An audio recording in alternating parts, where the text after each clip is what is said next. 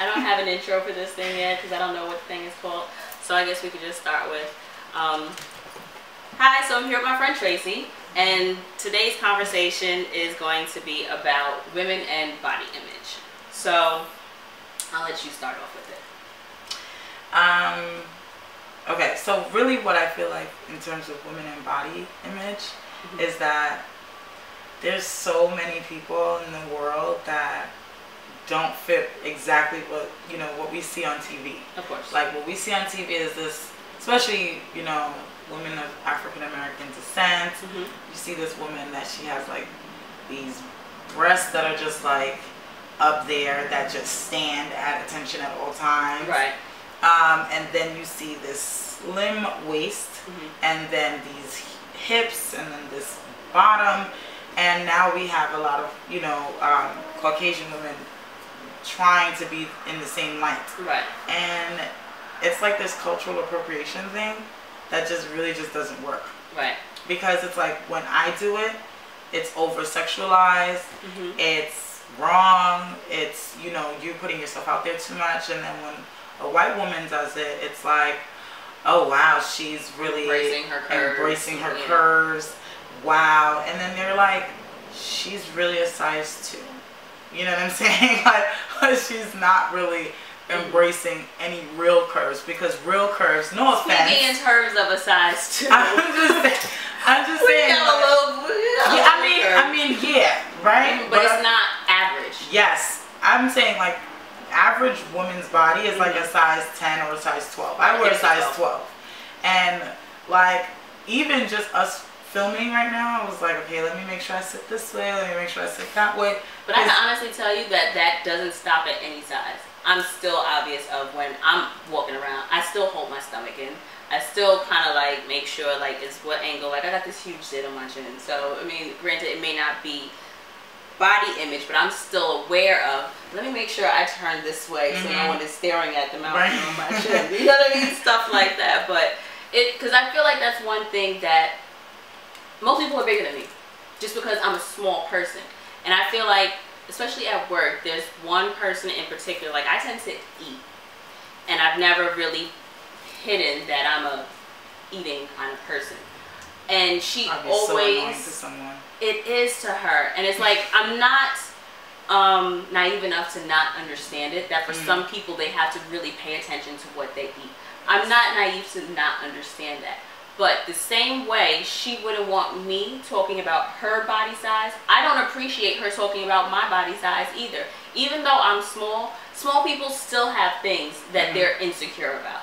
Right, right. It may not be the same size as someone that's a 14 or a 16, but I have things that I would love to change. Like, I wish I had more curves, where people larger than me have those curves that they can do. Like, for example, if they wanted to, if they wanted to, for example, if I go to the gym, the little bit of curves that I do have, gone. Like, so, and I feel, I don't say I feel less of a woman, but there is that thought where it's just like, well, damn, I finally got a little bit of hips now. Maybe I'm gonna just stay right where I'm at. You know what I mean? So I feel like that adds to my horrible eating habits, because I want to keep what little bit I do have. And it's kind of like, if you don't want me, and I hate people call me skinny, because I'm not skinny. I just think it's slim. But I get to somebody else, there you go laughing, and it's just like, it feels to me the way I would assume it feels to someone who's a size, you know, 22, when someone's judging them based on their size. You know what I mean? So I feel like, it's just like when people say pretty people have no problems. I'm pretty sure there are pretty people in the world, like, we're both pretty. Yeah. We have things we're insecure about. Yeah. So it's like, everybody has their own thing in their head. I don't know. But I feel like it's weird because, you know, you kind of grow up in this time frame where you develop quickly. I know I developed really quickly. And I was the exact opposite. I was like in 3rd grade, I had like little A cups, you know, a little train bra or something. This boy in my class, and he came up to me and was like, honk. And I was like, oh my goodness, because... Are you serious? Yeah, they were like, Tracy stuffs her bra. I'm like, I don't know what stuffing a bra even means, what it looks like. I don't know what that is. This is real breasts. Like, I never really had any boobs. Like, this is real. I don't know what you're talking about. But then it was that, and then, you know, like, I always looked older for my age. Okay. Now, like, now I'm kind of like settling into it, so everyone's like, oh yes, you know. But when I was younger, I was 12 looking, you could have easily thought I was 17. I would walk around and say I'm 17 or something like that. And I was the exact opposite. And I would get attention for it, and whether that's positive or negative attention, it's like these body images, it's like a reoccurring theme. I've always seen women that I'm just like, oh my goodness, she's so slim, she's so skinny. I really want to be like that. And here I am wishing I had more ass. I wish I had an ass. Let me tell you, yeah, like, you want hips, you want breasts, you want this, you want that. When you have it, you don't want it. That's exactly what it is. I wish to be on the other side. That's what I always wish. And like, when I used to, like, oh my goodness. So I was bulimic when I was younger. Really? Yeah, like legit bulimic. My sister caught me in the bathroom one time. I was like in 7th grade, and she was like, whoa, don't you dare. But you know, I'm Haitian, and I guess she thought like, this is just some American thing that Tracey picked up or whatever. And if I tell her no and I yell at her or whatever, my sister was 10 years older than me. Okay. If I yell at her strong enough, then she's gonna stop. But it's always something that is always with you. It's always with me. Like, if I decide to eat these bag of chips, if I decide to eat this sandwich or whatever, I'm just like I could really use a bathroom moment. And a bathroom moment, you may think I'm just using the restroom. I know what a bathroom moment is. Okay. And a bathroom moment is obviously tied to me being bulimic when I was younger. And I always say when I was younger, but I am always going to forever be bulimic. I may not actually go and throw up, but that's with me every single day. Whether or not, okay, am I going to do it today or am I not going to do it today? Thankfully, I haven't done it in a long time, but it kind of transferred into me going into the gym, me working out. Like, I know I get the most compliments when I feel super duper slim, but I'm not the happiest.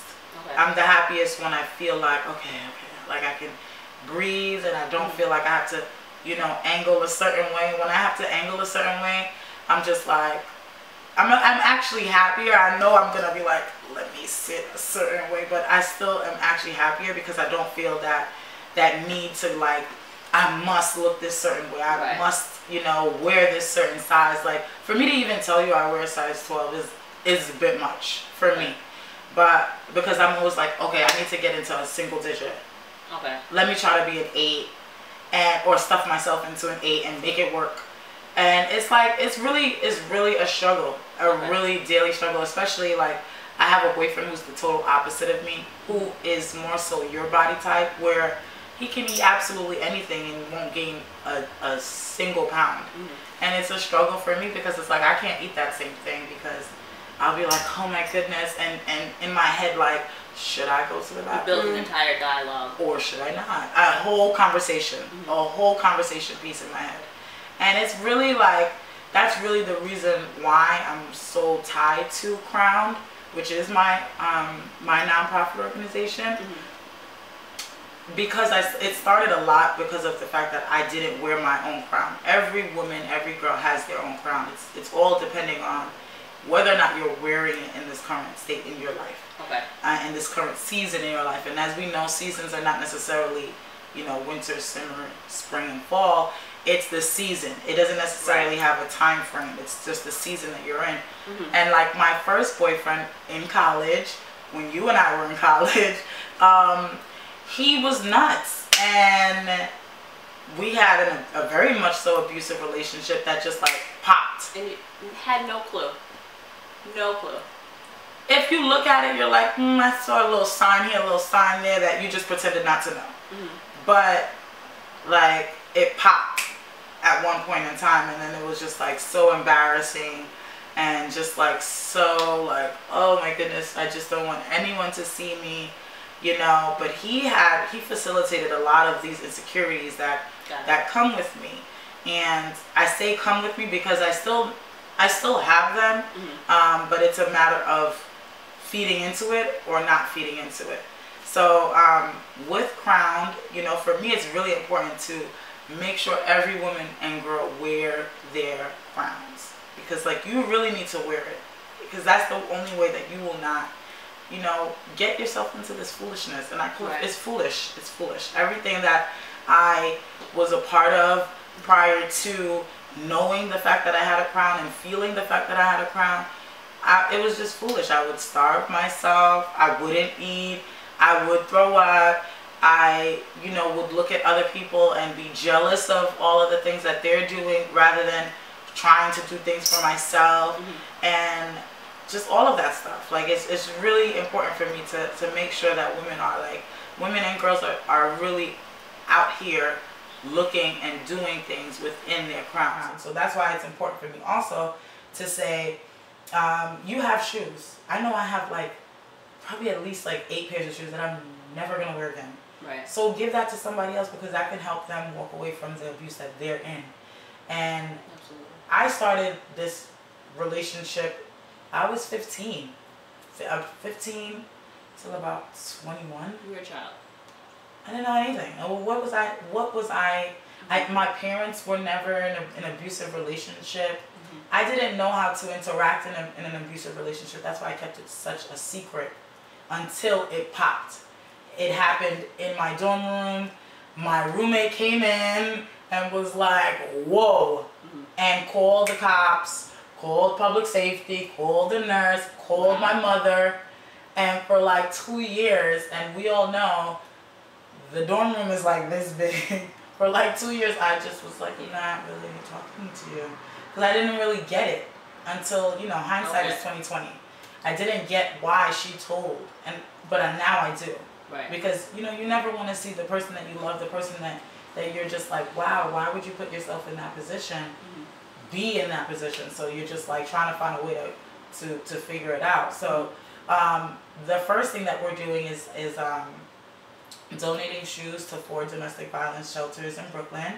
And you know, I have a few other things up the pipeline, but that's our first real thing, first big thing that I want everyone to come to and everyone to donate to, because these new shoes, I'm telling you, it may not be new to you, but it'll definitely be new to somebody else. Because right. you could definitely go to the thrift store, and at one point, those were something someone else didn't want, but now you're spending money on it. So, like, I definitely went through my shoes, and I'm like, new shoes that I'd never worn. Or even the dinner shoes, the one that you're like, girl, you know, this good is and well, dinner only. You're not going anywhere in these. Yes, exactly. Yeah, so I'm going to be collecting shoes in Queens and Southside. So if you have any shoes, let me know.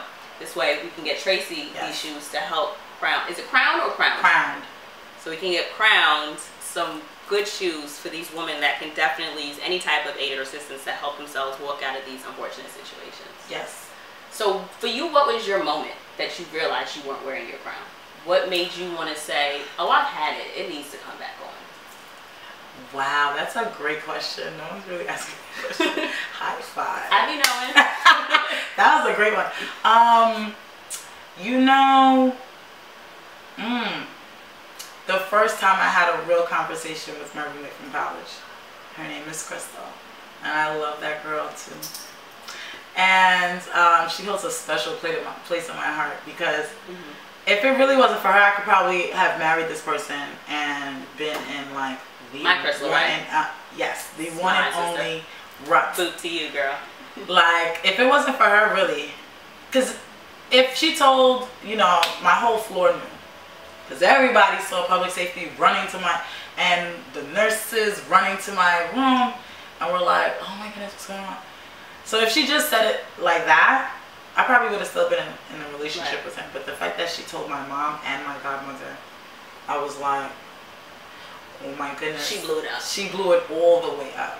So that's when I realized I didn't have a crown on. The fact that I would have still been in a relationship with this man moving forward.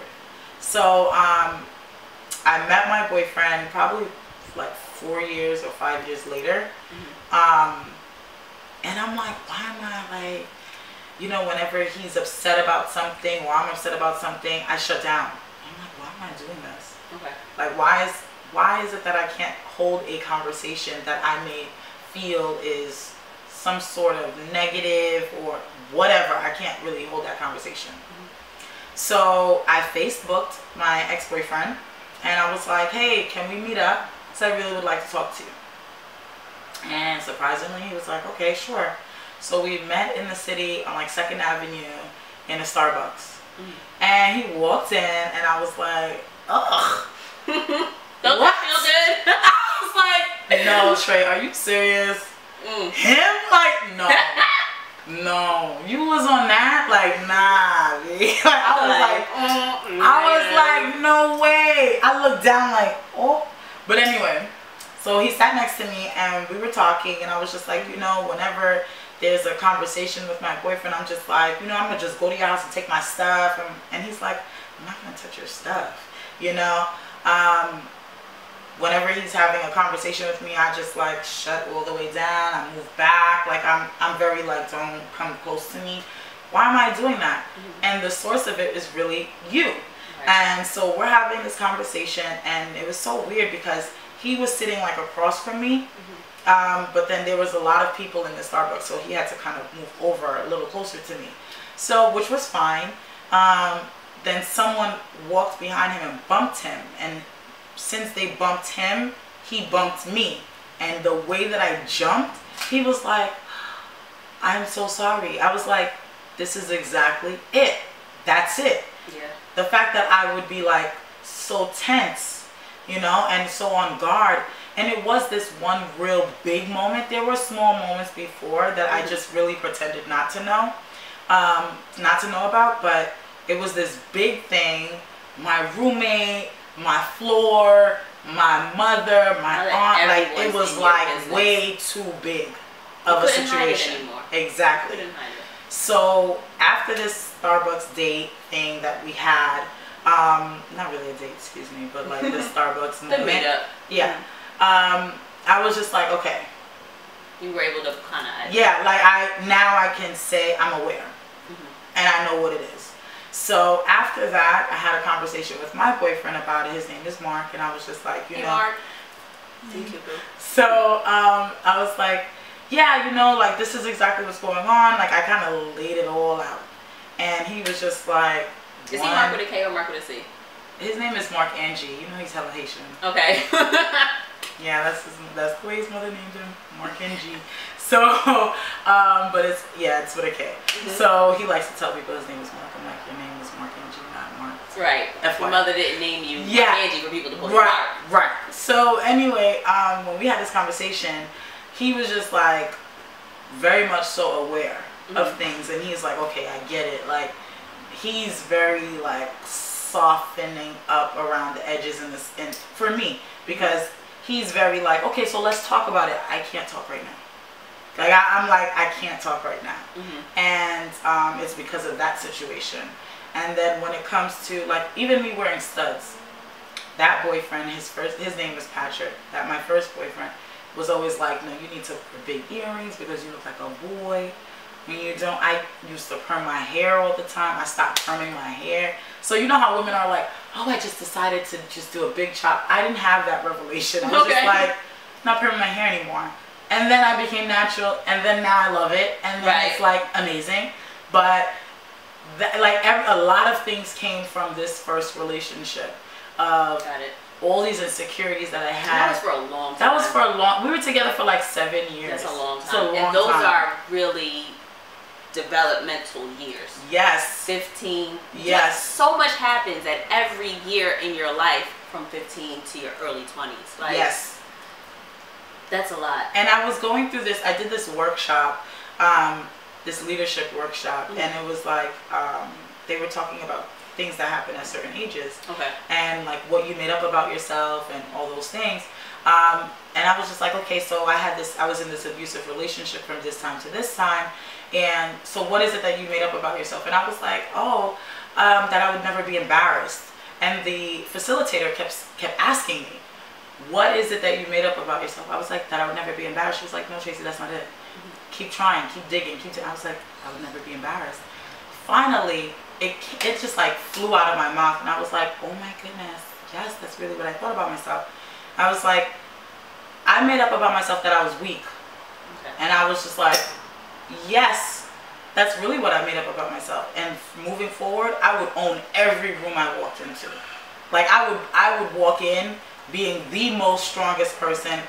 In turn, it would end up sometimes being a little arrogant. Okay. But I would just walk in like no one's going to shut me down at all. Like I would, come in so hard.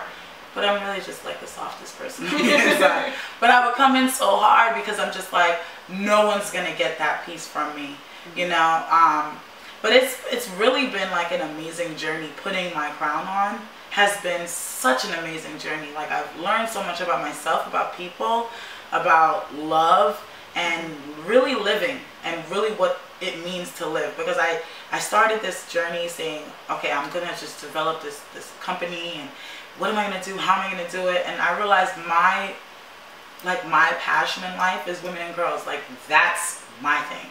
My thing is to, how do you build community?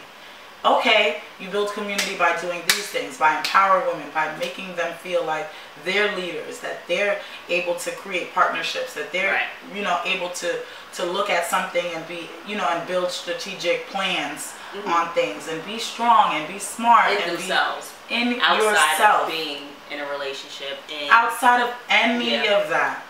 What career path you're in, what educational status you're in, because we all hide behind what we have. You know what I'm saying? When people start, what is it that you do? You're like, oh, I do this, I do this. You're looking to define yourself. How is it that you define yourself when your crown is on? When you're by yourself. When you're by yourself. Anything else. You put your crown on. A man does not put a crown on you. He does not. A lot of women and girls are out there looking for validation in men, and it doesn't work that way. You have to be it on your own, on your own. How is it that you're this? So you need to put your crown on. And when someone it's always like, how do I put my crown on myself? How do I? Because once you put it on, and it can't go anywhere. It's not going on. It's not going on. You got to go through all that crap. And it's crap. You have to go through all of it for you to realize I was working in that season without my crown. It makes you appreciate it once you actually can realize it again. Yeah. Yeah. And you walk differently. You smile differently. You're not entertaining the same foolishness that you would before. You're just like, this is me and this is what I expect, and I'm looking nowhere less than this. Whatever's my eye level, I'm looking nowhere else but up. I'm looking at my eye level and up. I'm not lowering myself, and lowering my standards for any of that. Tracey, so if someone wants to donate shoes, if they want to donate time to help you with your organization, where can we contact you so that we can get more information or to arrange pickups? Well, my new email address, which is info.crowned@gmail.com. Okay, so I'll definitely have that in the description box someplace. This way, ladies and gentlemen, because, hey, I know I go through the men's section to find shoes, but mostly ladies. And gentlemen, talk to your ladies, because you know good and well she ain't wearing them shoes. Donate your shoes. You're not going to wear them.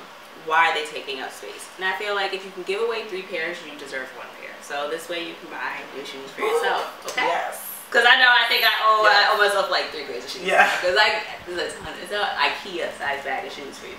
So again, if you're in Southside, I will be collecting shoes for Tracey, and I can facilitate getting those shoes from you. So definitely email Tracey if you need me to get the shoes from you. Let her know. Or of course you could contact me.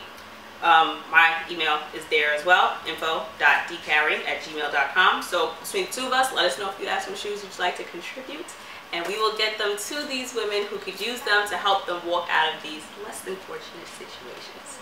Amen. Tracey, thanks for sitting with me. Our first conversation, guys. Tune in for more. Okay, guys. Thank you for having me. Thanks for being here.